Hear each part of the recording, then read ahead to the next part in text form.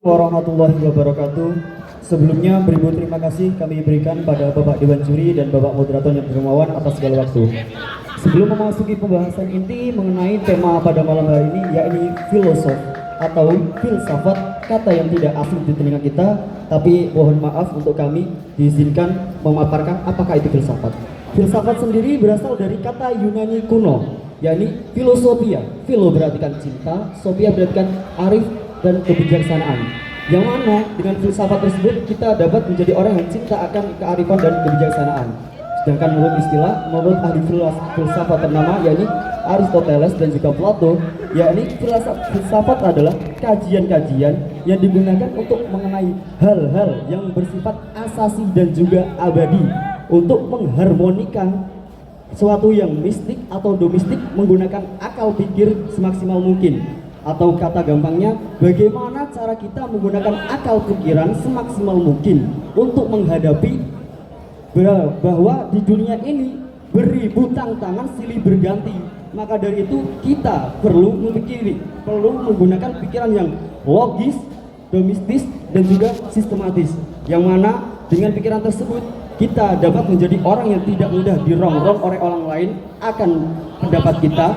Karena apa? Pendapat kita tersendiri ini adalah pendapat yang logis di dalam kebenaran dan juga dapat berfaedah sistematis bagi orang lain, sehingga atas pendapat tersebut kita dapat bermanfaat bagi orang lain.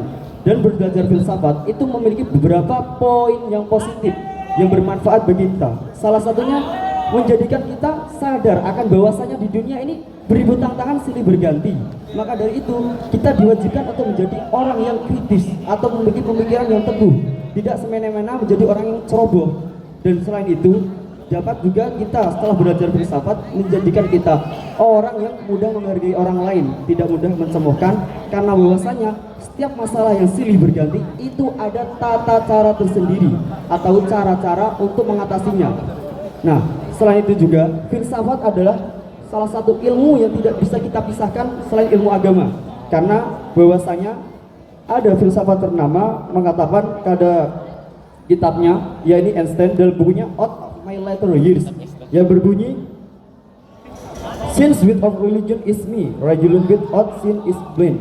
Yaitu filsafat adalah bagaikan ilmu pengetahuan, sedangkan agama adalah jalannya. Filsafat dan agama tidak boleh dipisahkan untuk menjadikan kita orang yang berpikir kritis, logis, dan sistematis.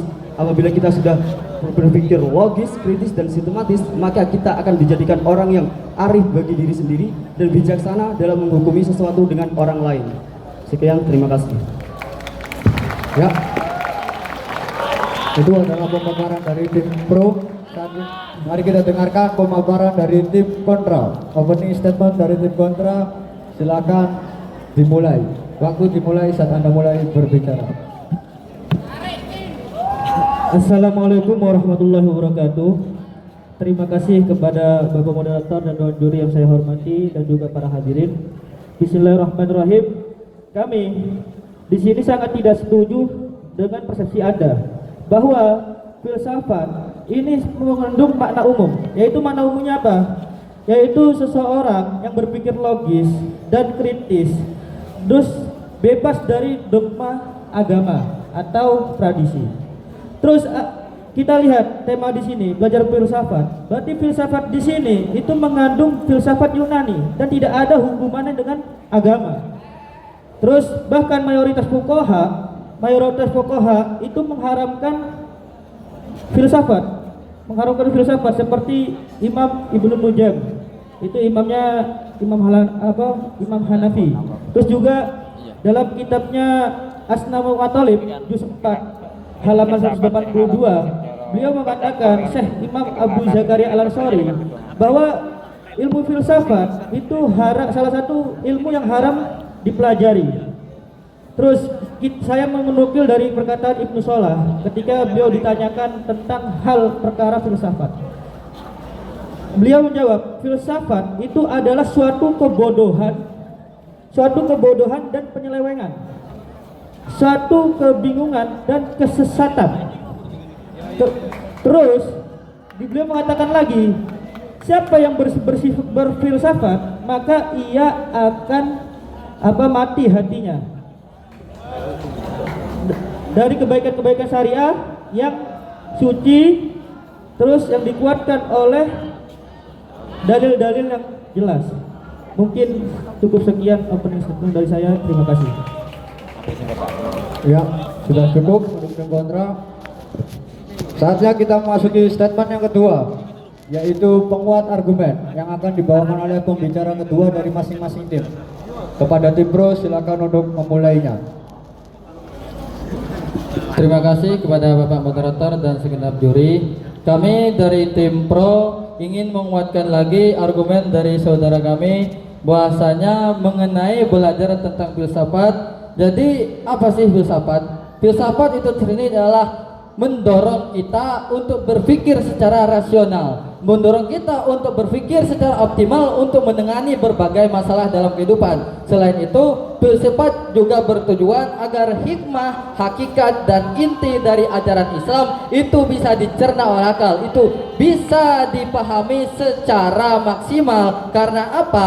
Menurut Muhammad Al-Jurjawi dalam kitab Hikmah At-Tasyri' wa Falsafatuhu, bahwasanya beliau berpendapat bahwasanya ilmu filsafat dan agama Islam itu adalah satu kesatuan yang tidak bisa dipisahkan, karena keduanya itu saling mendorong dan saling menyokong satu sama lain. Karena apa? Ketika agama Islam itu tidak bisa dinalar, itu akan berdampak negatif bagi kalangan-kalangan yang lain, karena mereka sulit untuk mencermak dari ajaran-ajaran Islam, dari poin-poin penting yang disampaikan oleh agama Islam. Selain itu, filsafat juga mendorong manusia untuk berpikir rasional dalam berbagai aspek kehidupan. Yang kita ketahui bersama bahwasanya kita di dunia itu tidak luput dari masalah. Maka dari itu, ketika kita menggunakan pikiran secara optimal, maksimal dalam menanggapi satu masalah, kita akan bisa sampai kepada titik hakikat kebenaran. Maka dari itu, ketika kita menggunakan akal secara optimal, kita akan bisa menjalani kehidupan dengan bijaksana, menanggapi masalah-masalah dengan lebih bijaksana. Dan selain itu, Allah SWT juga telah menegaskan kepada kita bahwasanya kita sebagai manusia itu dituntut untuk menggunakan akal secara maksimal, karena untuk membedakan kita dengan makhluk-makhluk yang lain, dan juga untuk menunjukkan rasa syukur kita bahwasanya kita adalah makhluk yang sempurna penciptaannya. Maka dari itu, ketika kita menilik lagi dari apa isu filsafat, filsafat adalah menyokong, mendorong kita untuk memahami hakikat dari poin-poin dari nilai-nilai yang diajarkan oleh agama Islam. Dari itu kita juga bisa melihat, menilik lagi, dan juga bisa menemui ayat-ayat Al-Quran yang mengenai tentang penggunaan akal, seperti contoh ayat afala tatafakkarun, mengapa kamu tidak berpikir, afala ta'qilun, mengapa kamu tidak menggunakan akal, afala tatadzakkarun. Dari itu kita bisa mengambil faedah. Mohon maaf, Terima kasih. habis untuk tim pro. Ya, saatnya statement yang kedua untuk tim kontra. Kepada tim kontra dipersilakan. Oke, kami akan menguatkan statement teman kami yang mengatakan bahwa filsafat itu tidak diperbolehkan. Dan kami merangkum dari definisi dari filsafat-filsafat ternama, yaitu seperti Socrates, Plato, Aristoteles, Immanuel Kant, René Descartes, dan lain sebagainya. Ya, dari nama itu dapat disimpulkan bahwa berfilsafat itu adalah berpikir secara logis, kritis, dan juga mendalam, tanpa terkait dengan dogma agama ataupun tradisi yang bersumber dari akal. Sekarang kita tahu bahwa Imam Ghazali dalam kitab Ihya-nya itu menerangkan bahwa akal manusia ini memiliki kemampuan yang terbatas, sedangkan filsafat ini adalah penalaran yang sangat mendalam. Dan juga jangkauan dari filsafat yaitu adalah jangkauan fisik dan juga metafisik, yang mana membuat filsafat itu tidak bisa dikatakan sebagai kebenaran yang mutlak. Oke, tadi ada mengatakan bahwa Al-Quran sangat menyukai seorang yang berpikir. Kita lihat terlebih dahulu, memang ada ayat yang sangat banyak menerangkan tentang faedah-faedah berpikir, dan juga Al-Quran dan juga dalam agama sendiri itu sangat menyongsong tinggi orang yang berpikir. Itu berpikir berlogika, dan tidak semua logika itu filsafat. Karena logika itu masih bisa dibatasi oleh sesuatu, entah itu agama ataupun tradisi. Berbeda dengan berfilsafat, karena filsafat ini jangkauannya lebih luas, tidak ada keterkaitan apapun, dan juga filsafat itu adalah pengerahan sesuatu dengan pengerahan yang murni, yang objeknya adalah ilmu pengetahuan dan juga agama. Maka dari itu berpikir secara filsafat yaitu dengan tanpa adanya dalil. Sekian, terima kasih. Ya, akhirnya kita menyelesaikan statement yang kedua. Kita masuki statement yang kita tunggu-tunggu, yaitu sesi saling debat. Masing-masing tim mempunyai waktu 1 menit. Kepada tim pro, silakan untuk memulai argumennya terlebih dahulu. Terima kasih Bapak Moderator dan Dewan Juri yang terhormat. Ya, di sini telah kita ketahui bersama bahwa kita sebagai manusia yang memiliki hati nurani dan akal sempurna, maka sesayogyanya bagi kita untuk bisa memahami sesuatu yang menjadi keyakinan kita secara maksimal. Nah, berhubung kita ini manusia yang beragama dan kita juga memiliki hukum-hukum yang harus kita laksanakan untuk menjalani hidup, maka oleh sebab itu filsafatlah yang untuk menjadikan kita memberikan tambahan untuk memahami sesuatu yang diwahyukan untuk kita sebagai umat beragama. Karena apa? Untuk memahami itu dibutuhkan pikiran, dibutuhkan akal, dibutuhkan hati untuk memahami, sehingga kita orang-orang awam bisa menerima dengan akal yang logis Waktu dan habis, mudah. mohon maaf untuk tim pro. Terima waktu kasih. habis. Silakan untuk tim kontra. Oke, kami akan mendapati pendapat Anda. Dan kita tahu memang Islam memang sangat menyosong tinggi orang yang beragama. Oke, tetapi Islam memiliki disiplin ilmu sendiri yang bernama mantek atau logika. Dan mantek ini memang sangat ulama sangat menganjurkan untuk mempelajarinya. Berbeda dengan filsafat. Dan yang Anda katakan tadi itu sangat bertentangan dengan tema malam ini. Karena tema malam ini adalah tema belajar filsafat.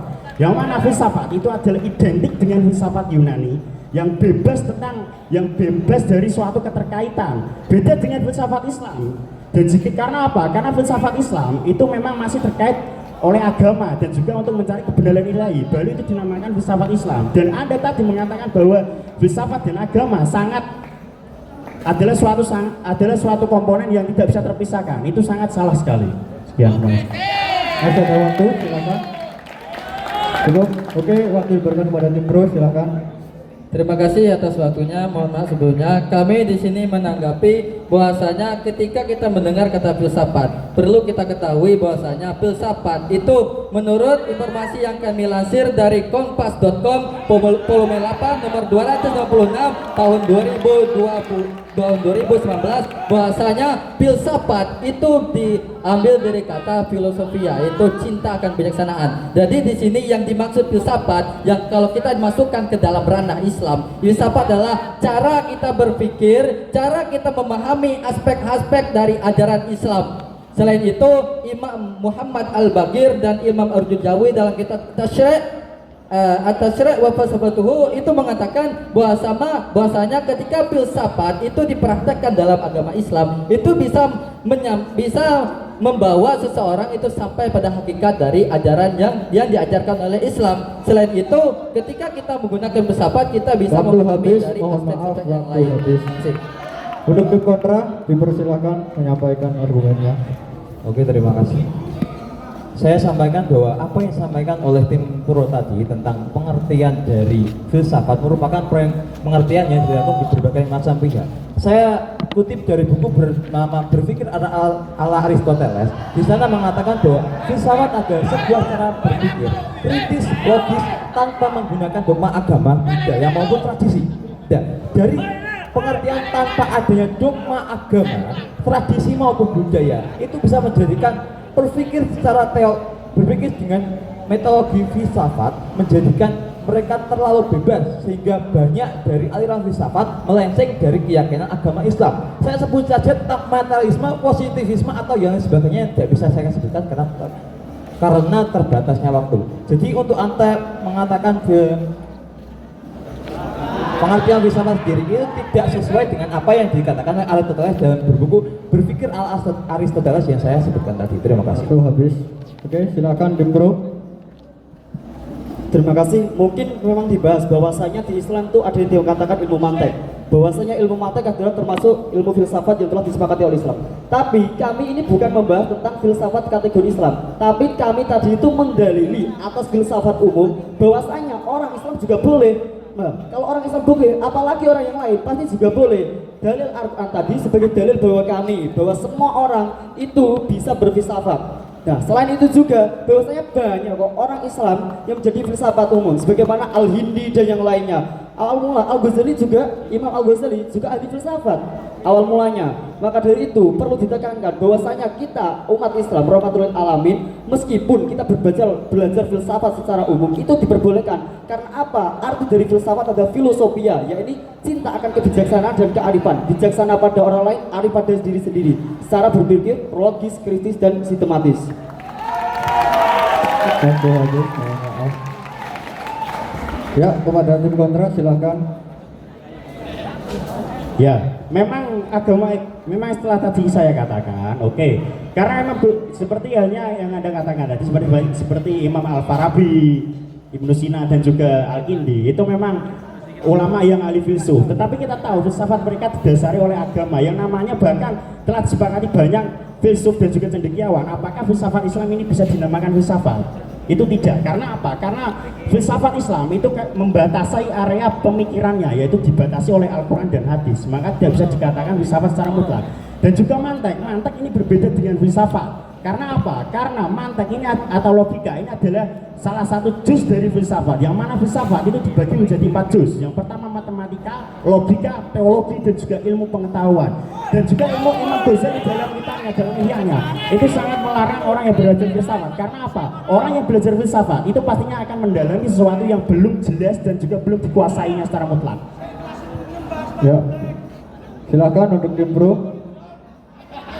Terima kasih. Jadi di sini menurut yang kami lansir dari berbagai info bahwasanya filsafat itu ada kesambungannya, ada hubungannya dengan agama Islam. Memang benar dari ulama-ulama yang lain mengatakan bahwa itu tidak dibenarkan. Di sini kami mempunyai info bahwasanya ketika filsafat itu dimasukkan ke dalam ranah Islam itu bisa mengantarkan kita untuk memahami dari aspek-aspek Islam tersebut. Dan juga perlu kita ketahui bahwasanya filsafat itu tersendiri itu terbagi dari berbagai macam. Memang seperti matematika, filsafat etika dan lain sebagainya itu filsafat yang umum. Di sini kalau yang kami maksud apabila filsafat di dalam kacamata Islam itu diperbolehkan karena filsafat itu sendiri untuk tangga kita memahami ajaran-ajaran yang dipaparkan oleh agama Islam, Al-Quran dan hadis. Mohon maaf, waktu habis.